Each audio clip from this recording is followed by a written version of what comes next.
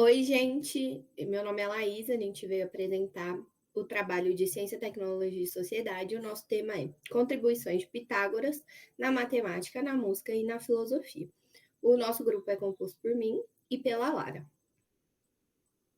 Aqui está o sumário do nosso trabalho. A gente vai fazer uma introdução, depois vai falar sobre o teorema, depois a filosofia, a música e no final tem as nossas referências. Eu vou começar pela introdução sobre quem foi Pitágoras. Pitágoras foi um filósofo e matemático que nasceu na ilha de Samos por volta de 570 a.C. E há registros que ele morreu por volta de 496 a.C. também. Ele tem influência direta na matemática, na filosofia e na música, e absorveu esses conhecimentos viajando. Ele viajou muito pelo Egito, pela Babilônia, talvez ele tenha ido até a Índia, onde ele absorveu os conhecimentos matemáticos e as ideias religiosas de cada região. Ele também estudou com Tales de Mileto e grande parte do seu conhecimento vem dele. É bom lembrar que na época que ele nasceu, a Grécia não era um país, era só um território que era habitado por uma população que tinha alguns costumes incomuns, como a língua e a mitologia, mas eram governos independentes, não havia um governo central. Agora aqui eu vou mostrar a ilha de Samos. Aqui a gente está no Brasil, só para ter uma ideia da localização.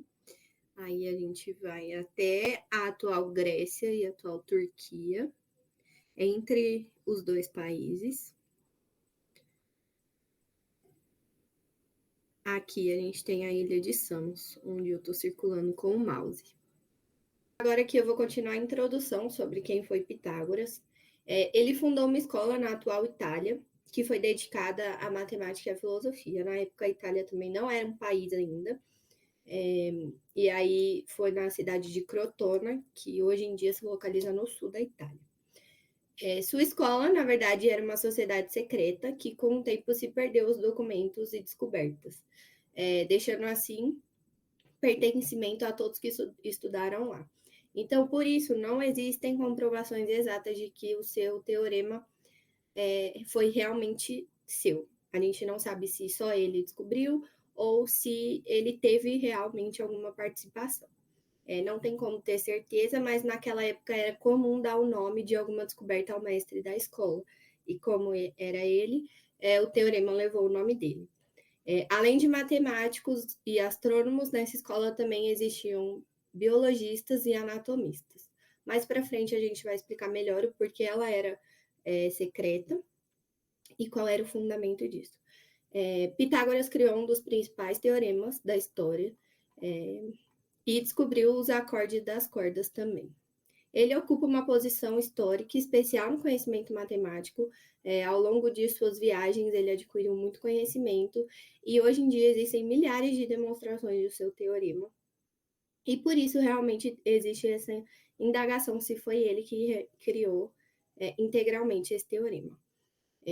Antes dele criar, de fato, esse teorema, já existiam alguns indícios de indianos, egípcios e babilônios que utilizavam essas triplas de números que são referentes ao teorema dele há pelo menos 1000 anos antes de Pitágoras. Então, são descobertas que existem há muito tempo e a gente não tem como comprovar realmente quem criou. Ele também percebeu a importância dos números como linguagem que expressava os segredos do universo, e isso baseou seus estudos na vida inteira. Agora eu vou falar um pouquinho do teorema de Pitágoras. O contexto. Na prática, os egípcios já sabiam fazer um canto reto com cordas de comprimento 3, 4 e 5. Eu trouxe essa imagem que demonstra, esse é um triângulo retângulo de lados 3, 4 e 5. Só que na época não existia uma necessidade de provar a relação ampla que conhecemos atualmente dos triângulos retângulos.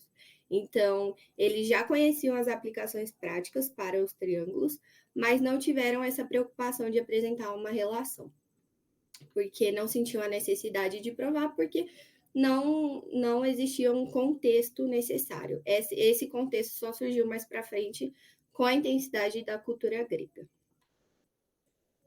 Aí agora eu vou explicar um pouquinho exatamente sobre o teorema. A gente sabe que um triângulo é retângulo quando ele possui um ângulo de 90 graus, quando a soma dos ângulos internos é sempre 180 graus e o lado de um triângulo retângulo diretamente oposto ao ângulo reto é chamado de hipotenusa. Então, aqui no desenho a gente tem escrito, né, onde fica a hipotenusa. O cateto que fica ao lado do ângulo de 90 graus é o cateto oposto.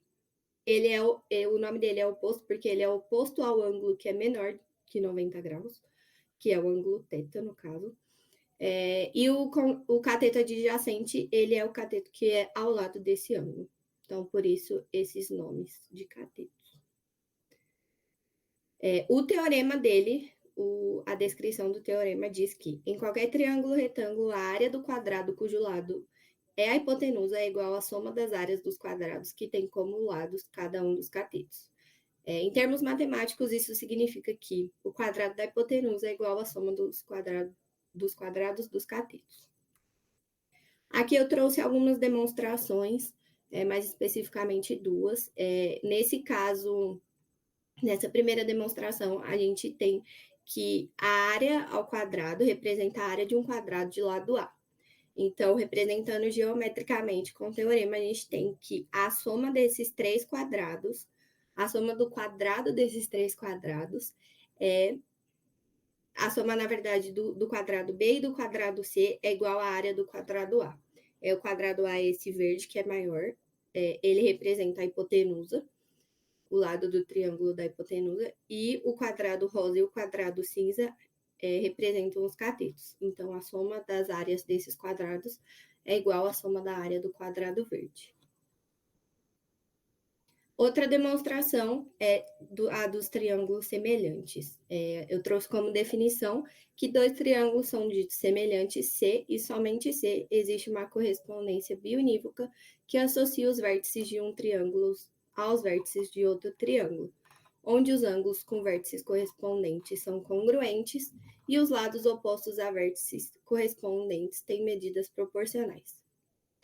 Aqui na imagem dá para visualizar melhor. A gente tem dois triângulos que são semelhantes, onde um é maior que o outro, mas ainda assim eles são semelhantes. Semelhante é diferente de igual, então eles não são iguais porque eles não têm o mesmo tamanho, mas de acordo com o teorema de Pitágoras, eles possuem o mesmo ângulo alfa e os outros ângulos iguais também. Os lados, por exemplo, o lado AB é correspondente ao lado DE do outro triângulo. Isso acontece com todos os lados e com todos os ângulos. Essa demonstração foi uma das mais importantes para demonstrar o teorema de Pitágoras, principalmente pelo triângulo 3, 4, 5, porque ele é a base dos triângulos semelhantes e tirando dele existem mais infinitos triângulos. Então, agora a gente vai falar um pouquinho da influência de Pitágoras na filosofia. Pitágoras, ele foi um filósofo pré-socrático, e a filosofia dele era uma espécie de sabedoria que somente os iniciados eles deveriam ter acesso. Isso entra muito no que a Laís falou lá, de ser uma escola de caráter secreto.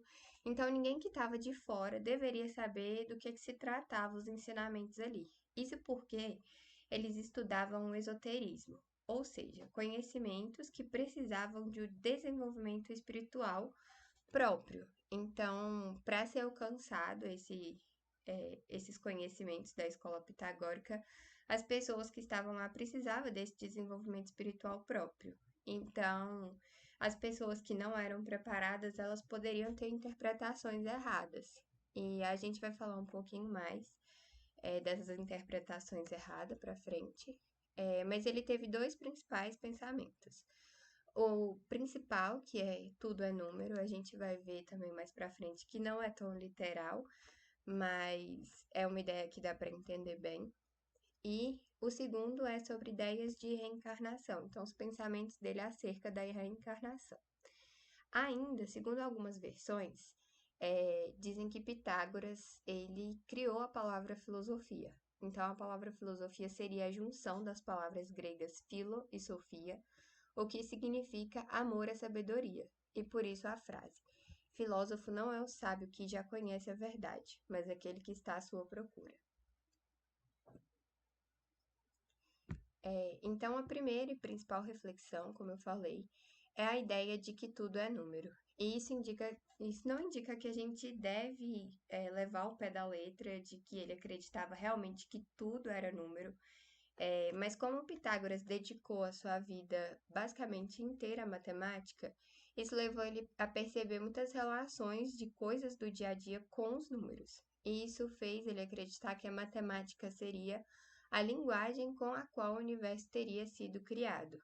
Então, dando créditos à numerologia que a gente conhece atualmente, e a relação dos números com a música e outras coisas que são mais simples do dia a dia também, como as estações do ano, que são 4, os dias, que têm 24 horas, e os seres humanos, que levam 9 meses para nascer.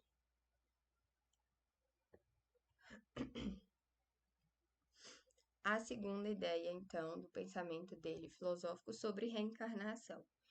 Então, de fato, os pitagóricos, eles acreditavam em reencarnação, e isso porque eles acreditavam que a alma possui uma culpa inicial que deve suceder para posteriores reencarnações. Não só em corpos de seres humanos, pode ser em animais também. E por isso o objetivo de uma vida pitagórica era purificar a alma e libertar do corpo para que não precise mais reencarnar. Então, Pitágoras acreditava que nós deveríamos dedicar a nossa vida a conhecimento, a pesquisa, a ciência, como uma forma de purificação mesmo. E ao final desse processo, a alma seria capaz de voltar a viver entre os deuses, o que seria, de fato, o objetivo final da existência humana. E aí, como eu falei, voltando um pouco naquela relação da escola ter o caráter secreto, nesse ponto aqui da reencarnação, principalmente, há uma justificativa do porquê disso. Então, eles acreditam que a reencarnação, principalmente, né, ela pode ser mal interpretada pelas pessoas que não têm aquele preparo que eu falei antes. Então, uma pessoa imatura, ela sabendo que vai reencarnar, ela pode levar uma vida confortável. Então, egoísta, acreditando que ela pode viver confortável do jeito que ela quiser, e como ela vai reencarnar, na próxima vida ela deixa para se preocupar com esse crescimento espiritual, que é uma coisa que não é simples, não é fácil. Então, ela deixa para uma próxima vida, já que ela vai reencarnar, e só depois desse crescimento que ela vai parar de reencarnar. E aí, entrando um pouquinho também na questão da relação de Pitágoras com a música, a gente tem que Pitágoras acreditava que a música era o melhor meio para purificar a alma. Então, ele foi o responsável pelo primeiro estudo científico da música e seus intervalos de frequências. Então, dessa relação de frações, que a música trouxe com a percepção de Pitágoras. E ele fez isso porque ele viu a necessidade de buscar embasamento científico para a harmonia entre os sons. Então, lá no início, a história conta que ele passou na frente de uma oficina um dia e ele escutou os sons das batidas dos martelos, que em diferentes materiais produzia sons diferentes também.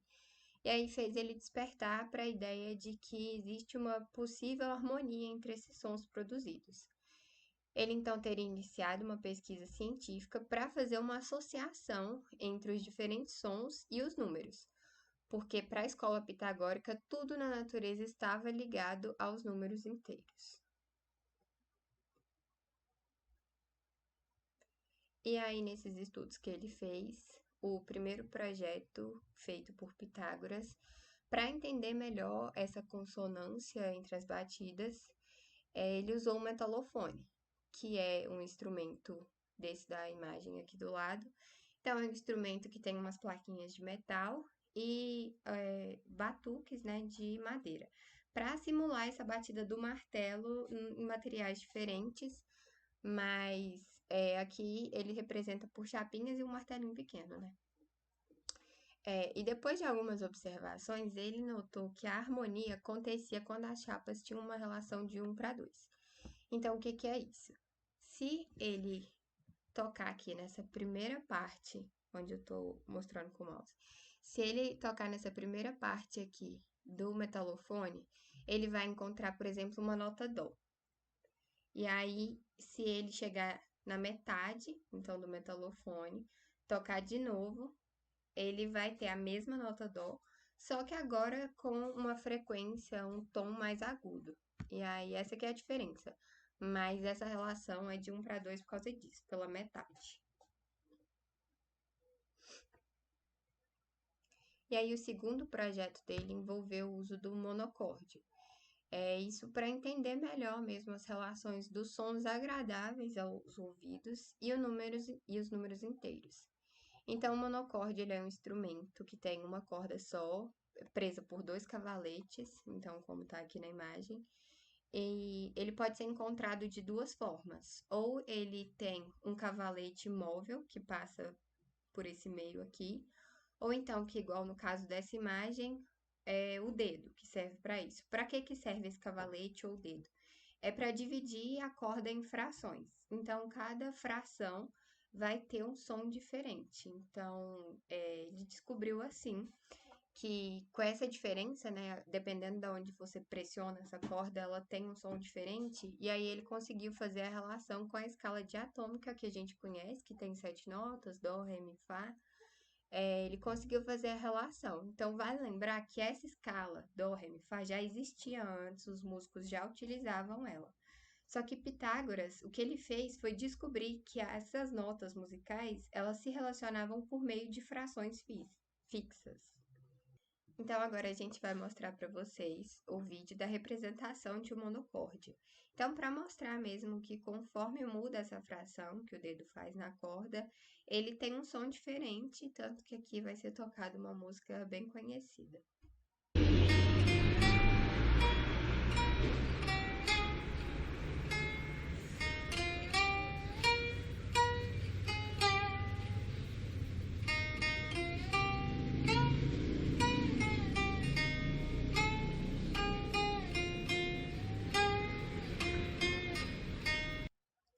Então, a gente finaliza o nosso trabalho com as referências e muito obrigada pela atenção.